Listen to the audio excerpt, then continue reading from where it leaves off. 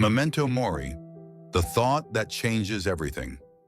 There is a phrase that has survived empires, longer than kingdoms, longer than ideologies.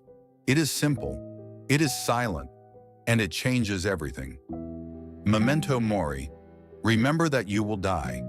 In ancient Rome, this was not a metaphor, it was not poetry, it was not philosophy, it was a practice, a whisper in the ear of generals, a reminder to emperors, a sentence meant to interrupt pride, not to humiliate, but to awaken. Memento Mori does not mean fear death. It means do not forget your limit. Do not forget that everything you build exists inside time. Do not forget that every moment you live is already disappearing. We live in a culture that avoids death. We hide it.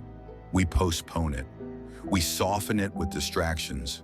We talk about productivity, success, growth, optimization, but almost never about finitude, as if ignoring death could make us immortal. We try to control everything, our plans, our image, our future, our outcomes. But death is the one event that escapes all control.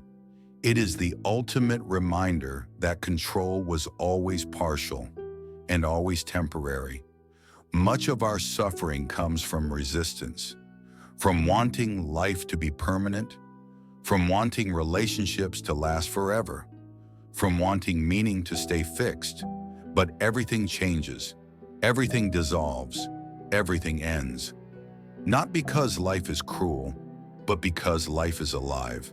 We create mental contracts with the future.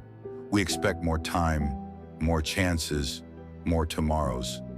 But death breaks every contract, not violently, just silently.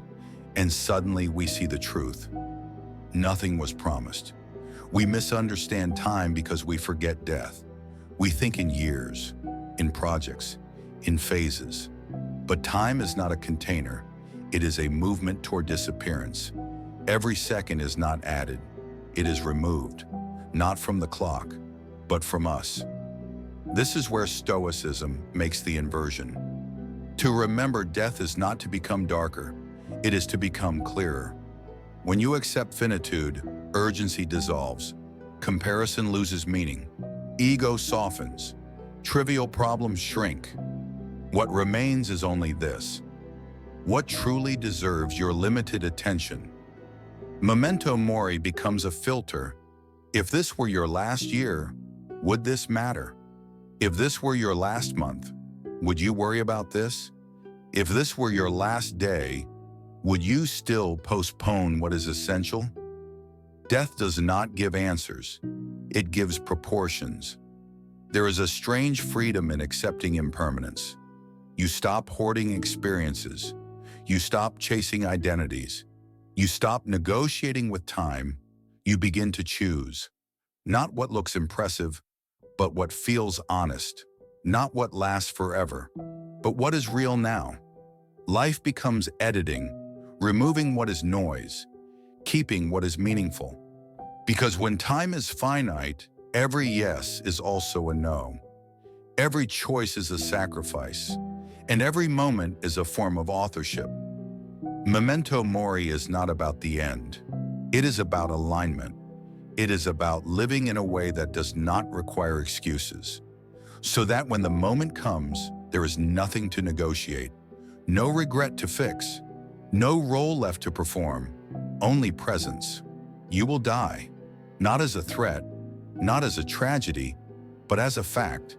And that fact, if truly understood, does not make life smaller. It makes it precise. Quiet discipline. Not more time. More meaning inside time. Remember that you will die, so you can finally learn how to live.